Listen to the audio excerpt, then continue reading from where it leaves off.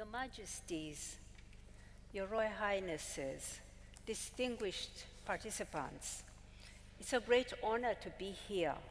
Thank you for inviting me and inviting Oxfam to be part of this very important forum. It's heartwarming to see that we have a gathering today that has the power to make such a difference for future generations. Let me start with a story about myself. I come from a pastoralist community in Uganda, in East Africa.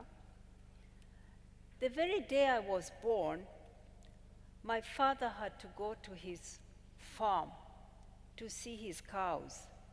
And there, one of his cows had a she-cow.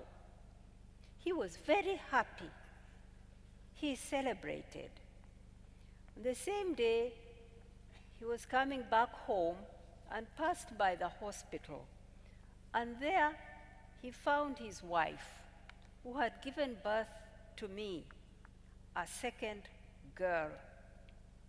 He went home very troubled because this was a second girl and this was not wealth, not like the she-cow on the farm. Well, my father was not a bad man, and I'm here because he gave me opportunity. But for many, many girls, this does not happen. So when we talk about children, we are not talking about a level ground for boys and girls.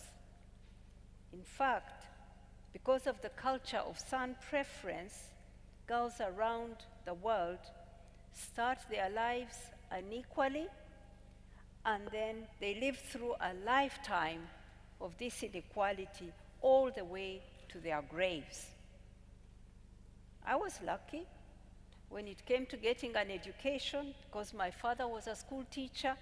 He could afford it. I didn't miss out on my right.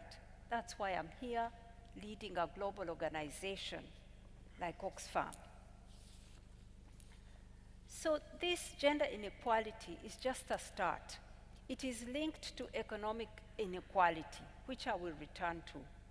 For the hundreds of millions of girls and boys in poverty today, the new Sustainable Development Goals represent a leap of ambition, not to reduce poverty, but to eradicate it. That's exciting.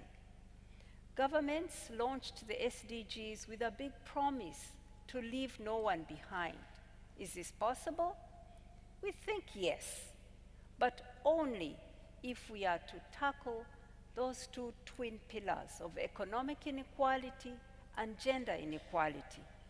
Together, they are stopping us from lifting children out of poverty, and this is where we must focus.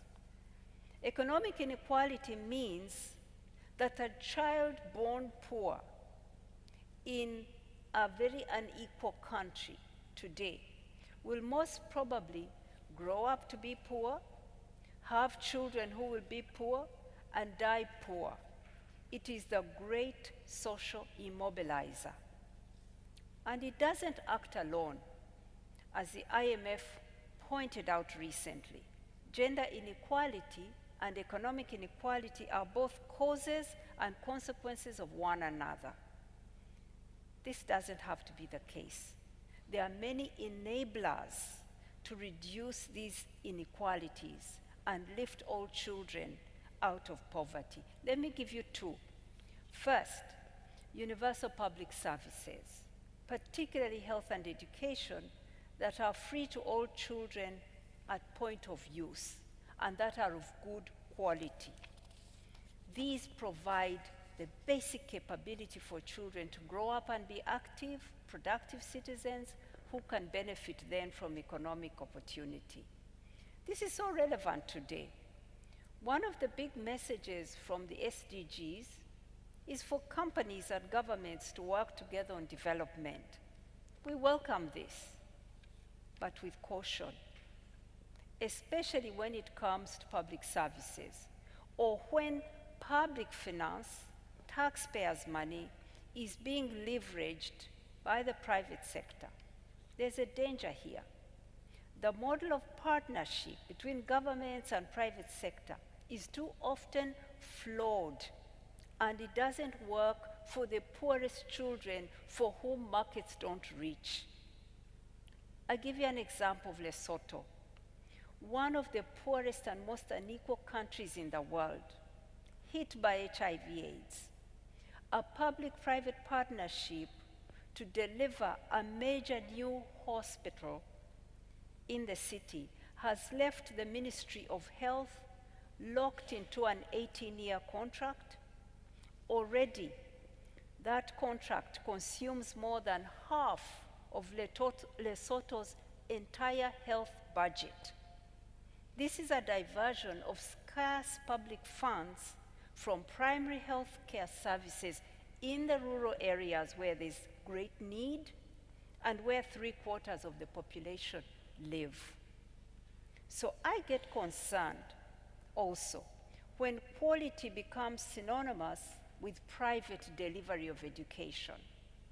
Across the South, we are seeing an under-resourcing of education, and private providers, companies, being invited in to fill the gap.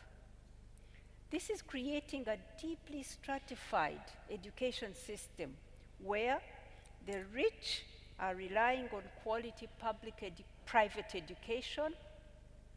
The lower middle class is depending on low-cost private education, which is of low quality. And finally, the bottom class of the poorest gets the lowest quality public education. This is trading on the hopes of poor people. They are trapped in a category of low-quality education. The model leaves the poorest children further and further behind. So, to harness the full potential of the private sector, we need to move from just partnerships, which we've been celebrating at the SDG Summit, to policies. Truly sustainable development, to have it, we urge business to develop, implement, and advocate for policies through their operations, through their supply chains, through your spheres of influence to ensure social impact. I said two enablers. The second one, and I'll be very brief here. The second enabler, in our view, that I'm offering is fair and progressive taxation.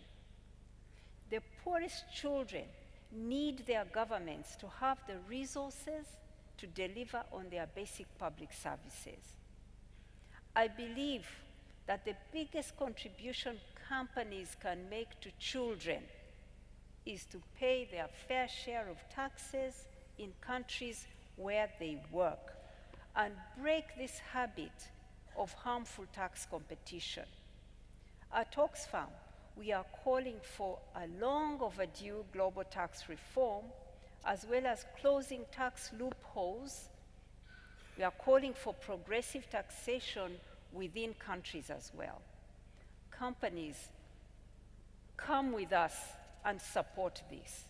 For me, this is less about philanthropy and more about a shift in thinking.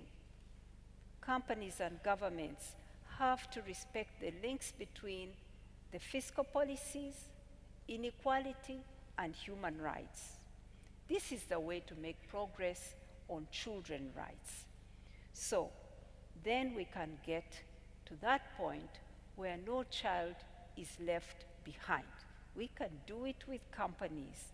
Companies should join this agenda to fight for fair, progressive taxation and transparency in resource flows. Thank you very much. Thank you very much, Ms. Byanyima. Please.